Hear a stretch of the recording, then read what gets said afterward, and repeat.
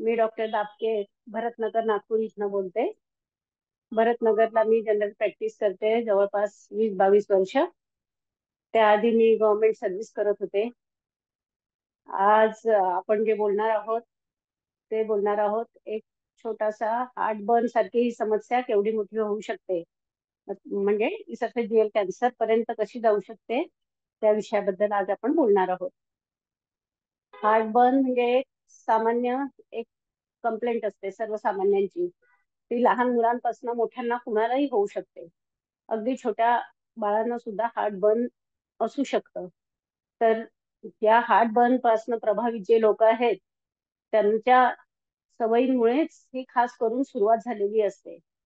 खाण्याच्या ज्या सवयी आहेत त्यामुळे जेव्हा तुम्हाला हार्टबर्न म्हणतो आपण, हार्टबर्न म्हणजे तुमच्या पोटाचा आणि अन्न नलिकेचा त्याच्यामधलं जे स्पिंटर असतं, स्पिंटर म्हणजे एक झडप, त्या झडप असते ती ही पूर्णपणे बंद होत नाही आणि त्यामुळे खाल्लेलं अन्न वर येतं, घशाशी येतं, वर वर आल्यासारखं वाटतं आणि त्यामुळे पेशंट कंप्लेंट करतो की घशात जळजळतंय, वर अन्न उलटीसारखं वाटतंय, काहीतरी फॉरेन बॉडीचं सेन्सेशन आहे, छातीमध्ये काहीतरी अडकल्यासारखं वाटतंय आणि कधी त्यांना ठसका लागतो, मध्येच खोकला येतो.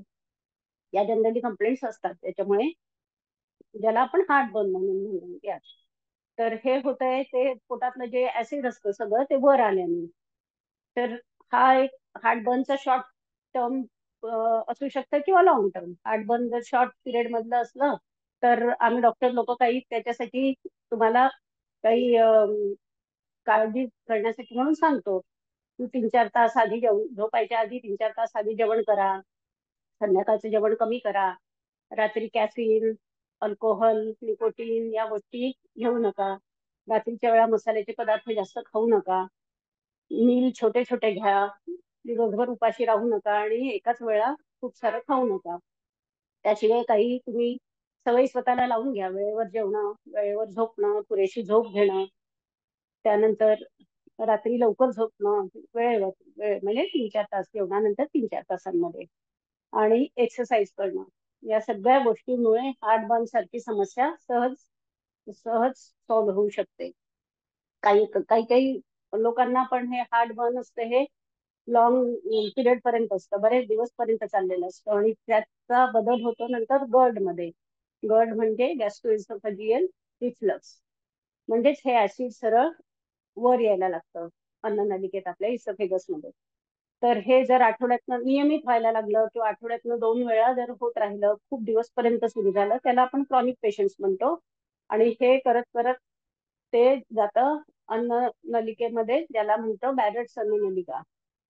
ते हे ह्या मात्र बॅरेट्स इसोफेजियल असतं हे जरा ही आरोग्य समस्या जरा अधिक संवेदनशील आहे.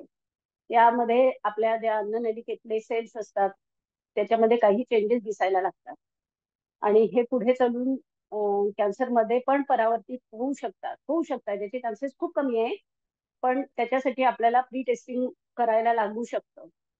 त्यामुळे बॅरेट्स इसोफेजायटिस साठी म्हणून थोडेसे लोकांनी काळजी करणं किंवा नियमित त्याची टेस्टिंग करणं जरुरी आहे. कारण इसोफेजियल कॅन्सर हा जो आहे हा अत्यंत घातक कॅन्सर आहे, पण हा डिटेक्ट होण्यासाठी बराच वेळ चालला जातो. बराच वेळा ऍसिडिटी आहे, जळजळतंय छातीत म्हणून दुर्लक्ष केलं जातं. हा इतका सामान्य नाहीये इसोफेजियल कॅन्सर, पण तरी सुद्धा उशिरा कळत असल्याने तोपर्यंत बऱ्याच समस्या निर्माण झालेल्या असतात.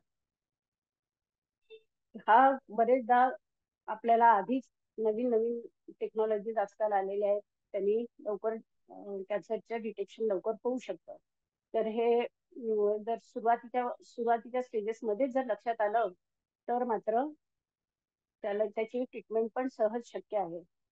तर याच्यामध्ये तुम्हाला दिवसेंदिवस तुमचं वजन कमी होत आहे असं लक्षात आलं, छाती जळजळणं, संडासमधनं ब्लड जाणं, छातीत दुखायला लागणं, सारखा थकवा येणं किंवा खूप दिवस पर्यंत तुमचा खोकला जर लांबत राहिला तर, किंवा गिळायला त्रास होत असेल तर, असे जर अनुभव यायला लागले तर मात्र आपल्याला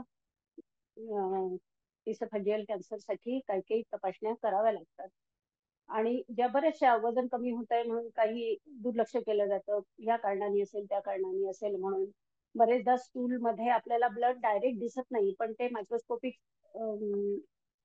असतं बरेचदा, आणि संडासाद्वारे मलाद्वारे ब्लिडिंग होत असतं. तर या गोष्टी जर आधीच आपण लक्षात घेऊन तपासल्या गेल्या तर बरेचदा इसोफेजियल कॅन्सर वगैरे लवकर डिटेक्ट होऊ शकतो.